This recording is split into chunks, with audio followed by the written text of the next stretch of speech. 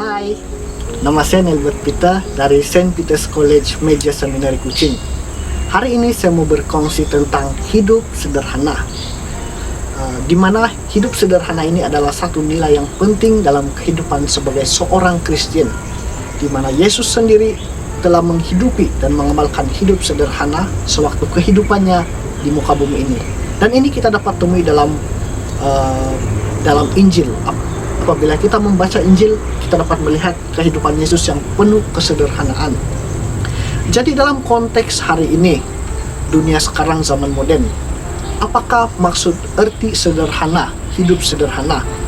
Di sini saya boleh katakan bahwa hidup sederhana ini bukanlah bermaksud kita hidup dalam kemiskinan.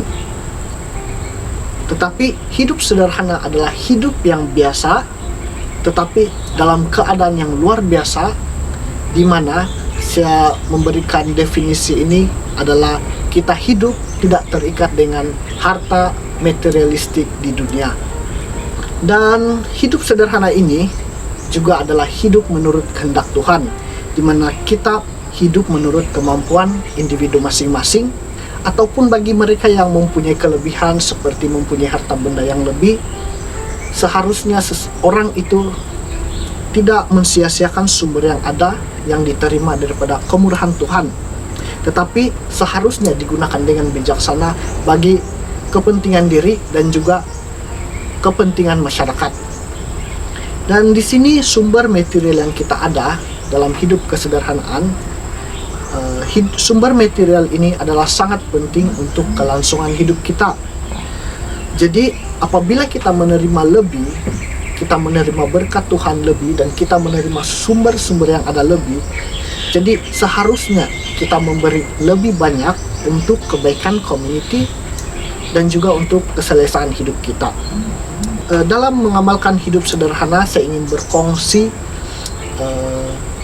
bagaimana untuk mengamalkan hidup kesederhanaan yang dimana saya selalu aplikasikan dalam hidup saya, yaitu dimana saya mencari, belajar, dan berkongsi. Jadi dalam melakukan hal ini, saya memerlukan satu model utama supaya saya boleh merealisasikan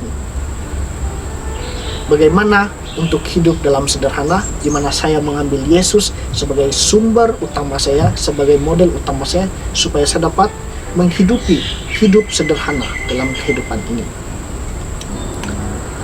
Langkah yang pertama yang saya maksudkan, yang saya sebutkan adalah mencari. Apabila kita sebut pasal mencari, perkataan ini mestilah diikuti dengan sesuatu perbuatan kita, yaitu kita mencari sesuatu. Ini apabila kita mencari, mesti membawa kepada kebaikan diri dan juga kepada kebaikan orang lain. Jadi dalam proses pencarian ini, kita mesti ada seorang penolong, yaitu Yesus sebagai sumber inspirasi kita.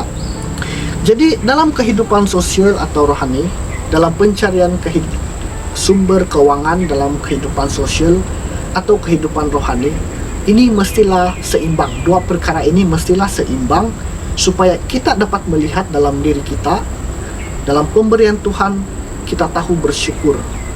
Jadi dalam Matius bab 7 ayat 7, Yesus mengatakan bahwa mintalah dan kamu akan menerimanya, dan carilah dan kamu akan mendapatkannya.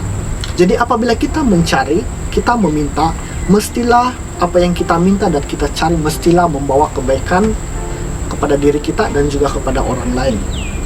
Oke, jadi dalam proses mencari kita mendapat. Jadi dalam proses pencarian itu seharusnya dan sudah semestinya kita belajar sesuatu. Langkah yang kedua adalah belajar, di mana belajar adalah satu proses yang tidak asing dalam diri kita. Tidak kira kita tua, kita muda, kita miskin atau kaya. Dalam proses pembelajaran itu, kita dapat memahami perkara yang kita mau cari, dan kita dapat mengaplikasikan nilai-nilai yang baik dalam kehidupan kita. Selain itu, dalam proses pembelajaran, kita dapat menemui bakat-bakat kita yang tersembunyi. Seharusnya apabila kita mengetahui kita berbakat dalam suatu hal, seharusnya kita semakin merendahkan diri, karena semakin banyak kita tahu, semakin kita merendahkan diri supaya kita lebih diberkati. Jadi apakah ayat yang sesuai apabila kita berkata tentang belajar. Ini saya ambil daripada Matius bab 11 ayat 29, di mana Yesus mengatakan, "Ambillah kuk daripadaku," yaitu beban, "dan terimalah ajaranku, karena aku ini lemah lembut dan rendah hati, maka jiwamu akan tenang." Dalam proses yang ketiga, yaitu proses berkongsi, di mana selepas kita mencari, kita mendapatkan, kita belajar, dan kita mengetahui sesuatu, maka proses yang ketiga ini yaitu berkongsi berkat kepada orang lain. Jadi mengapa saya berkongsi? Saya berkongsi sebab saya telah menerima kelimpahan dari Tuhan melalui berkat-Nya yang diberikan secara percuma.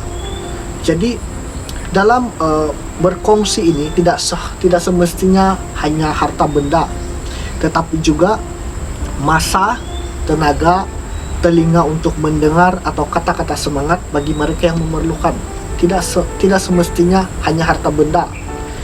Dalam sikap berkongsi ini pasti ada halangannya, di mana apabila kita belajar, kita mendapat sesuatu,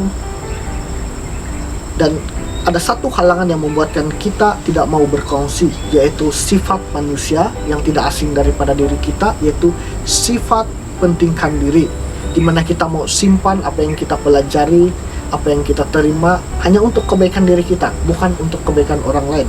Ini menyebabkan kita lupa bahwa kita telah menerima anugerah Tuhan secara percuma, menyebabkan kita cenderung untuk tidak berkongsi, sebab kita takut bahwa orang lain akan menjadi lebih baik apabila kita berkongsi sesuatu kepada mereka.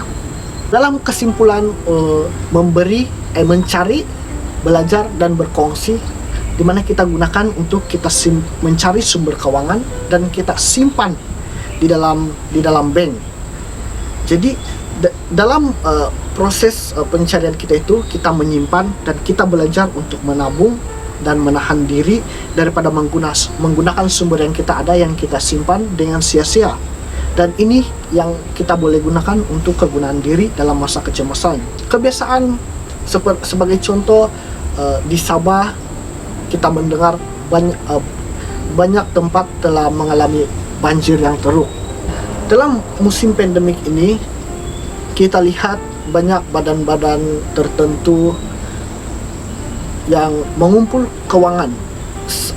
Banyak juga orang yang berkongsi, walaupun tidak banyak, berkongsi keuangan untuk disumbangkan kepada mereka yang berkesusahan.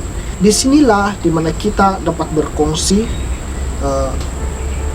apa-apa yang kita ada untuk kegunaan orang lain. Jadi MBB membantu saya dalam mengamalkan hidup sederhana, di mana Yesus sebagai model utama saya.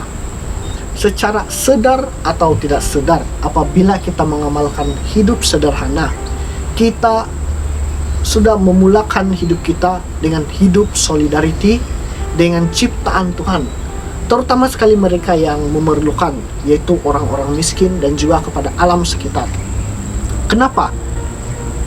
Sebab apabila kita mengamalkan hidup sederhana, kita cenderung untuk berkongsi dan menggunakan sumber-sumber yang ada dengan bijaksana, dengan tujuan yang betul. Apabila kita menggunakan sumber-sumber yang ada dengan tujuan yang betul, kita tidak mensia-siakan sumber yang ada dengan mengambil kesempatan untuk mengaut kekayaan yang menyebabkan kerugian orang lain ataupun menyebabkan kerusakan alam sekitar.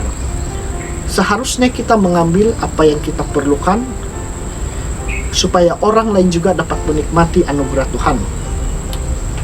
Dan banyak kebaikan selain daripada hidup solidarity dengan alam ciptaan Tuhan, banyak lagi kebaikan-kebaikan hidup sederhana, yaitu salah satunya adalah menjamin kestabilan keuangan kita, di mana kita menggunakan secara berhemat sumber-sumber yang kita ada, dan juga kita lebih memahami diri kita, di mana kita dapat membezakan antara keperluan dan kehendak diri apabila kita mau berbelanja dalam kehidupan kita.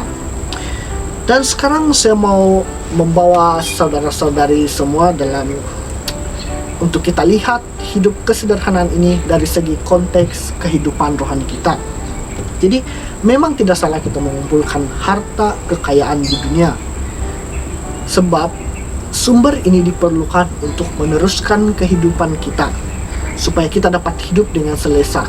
Tetapi kehidupan kita mestilah seimbang dari segi kehidupan sosial dan juga kehidupan rohani kita, supaya kita dapat menolak nilai yang tidak baik dalam kehidupan kita seperti ketamakan dan kesombongan. Dan ini juga dapat membimbing kita supaya kita tidak terikat dengan kemewahan harta duniawi, yaitu taksub dengan bahan-bahan duniawi.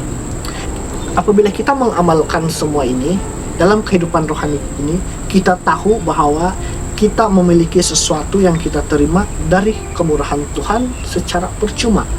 Jadi seharusnya kita juga memberi secara percuma. Ingatlah, harta sebenar kita ada di surga. Maka carilah kerajaan surga, maka segalanya akan ditambahkan bagimu. Dan ingatlah, dan saya menyeru kepada semua, hidupilah hidup sederhana, sebab hidup ini adalah hidup yang luar biasa dalam kehidupan seorang manusia. Ini Seminarian Nelbert Peter dari St. Peter's College Kuching menghidangkan laksa untuk jiwa kita. Selamat menjamu selera. Happy eating, holy living.